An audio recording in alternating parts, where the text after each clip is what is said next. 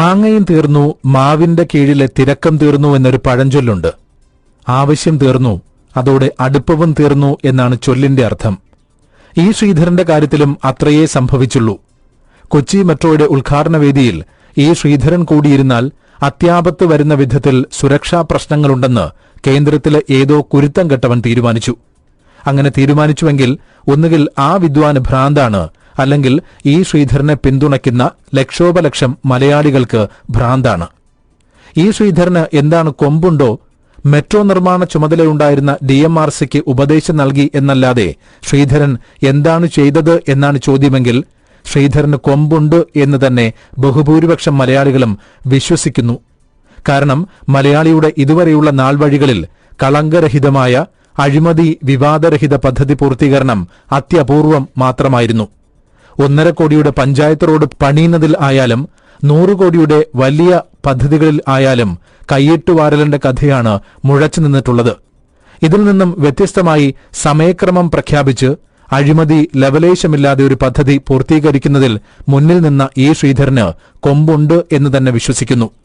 Kochi metro നിർമ്മാണത്തിൽ നിന്ന് ഈ ശ്രീധരനെ പുറന്തള്ളുന്നതിന് ആസൂത്രിതമായ നീക്കങ്ങൾ നടന്ന ഒരു ഘട്ടമുണ്ടായിരുന്നു.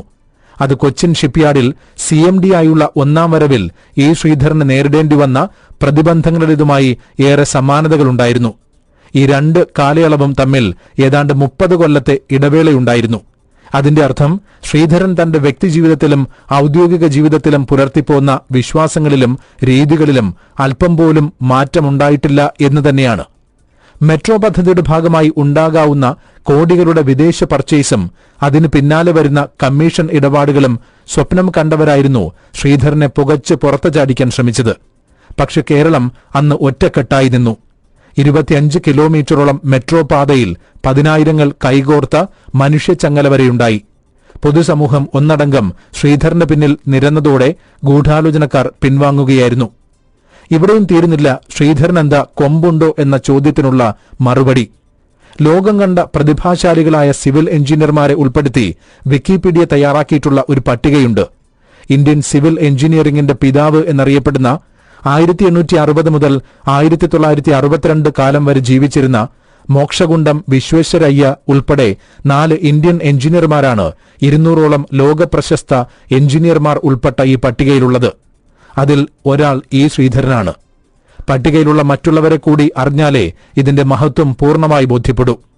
ഈഫൽ ടവർ കെട്ടിയ ഗുസ്താവ് ഈഫൽ, ലണ്ടനിൽ തെയിംസ് നദിക്ക് കുറുകെ ബ്ലാക്ക് വാൾ ടണലും ഗ്രീനിച്ച് ഫുട് ടണലും നിർമ്മിച്ച അലക്സാണ്ടർ ബിന്നി, ബുർജ് ഖലീഫ രൂപകൽപ്പന ചെയ്ത American structural engineer William F Baker, അങ്ങനെയുള്ള പ്രമുഖരടങ്ങുന്നതാണ് പട്ടിക. മോക്ഷഗുണ്ടം വിശ്വേശ്വരയ്യരാണ് ഇന്ത്യയിൽ വമ്പൻ അണക്കെട്ടുകളും ജലസേചന പദ്ധതികളും വെള്ളപ്പൊക്ക നിയന്ത്രണ സംവിധാനങ്ങളും രൂപകൽപ്പന ചെയ്തത്. പെട്ടെന്ന് മനസ്സിലാവാൻ വേണ്ടി പറയാം, അദ്ദേഹമാണ് മൈസൂർ വൃന്ദാവൻ ഗാർഡൻ സ്ഥാപിച്ചത്. ഇനിയും ചോദ്യം ബാക്കി നിൽക്കുന്നുവെങ്കിൽ മറുപടിയും ബാക്കിയുണ്ട്. 60ലേറെ ദേശീയ അന്തർദേശീയ പുരസ്കാരങ്ങൾ, 15ഓളം ഓണററി ഡോക്ടറേറ്റ്, ജപ്പാനിൽ നിന്നുള്ള വിശിഷ്ട പുരസ്കാരം, ഇതെല്ലാം ഈ ശ്രീധരന് ലഭിച്ചത് അദ്ദേഹത്തിന്റെ മികവിനുള്ള അംഗീകാരമായിട്ടാണ്. ഈ ശ്രീധരൻ എന്ന വ്യക്തിയെ വാഴ്ത്തിപ്പാടാനല്ല ഇതിലൂടെ ശ്രമിച്ചത്.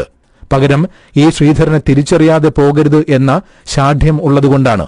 കാരണം അഴിമതി മാത്രം കേട്ടുമടുത്ത കാതുകൾക്ക് ഈ ശ്രീധരനെ പോലുള്ള പേരുകൾ ഒരാശ്വാസമാണ്. അത് ആദരിക്കപ്പെടുക തന്നെ വേണം. ഇത് തിരിച്ചറിയാത്ത ഏതോ കുരുത്തം കെട്ടവനാണ് ഈ ശ്രീധരനെ ഒഴിവാക്കിയുള്ള പട്ടിക തയ്യാറാക്കിയത്. കുരുത്തം കെട്ടവൻ കാഷ്ടം ചവിട്ടിയാൽ 3 എന്ന് പണ്ടുള്ളവർ പറയും.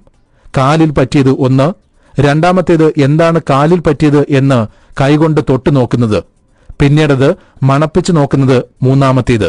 ഇങ്ങനെ 3 ആ കുരുത്തം കെട്ടവന്റെ നാറ്റമാണ് നമ്മളിപ്പോൾ പേറുന്നത്.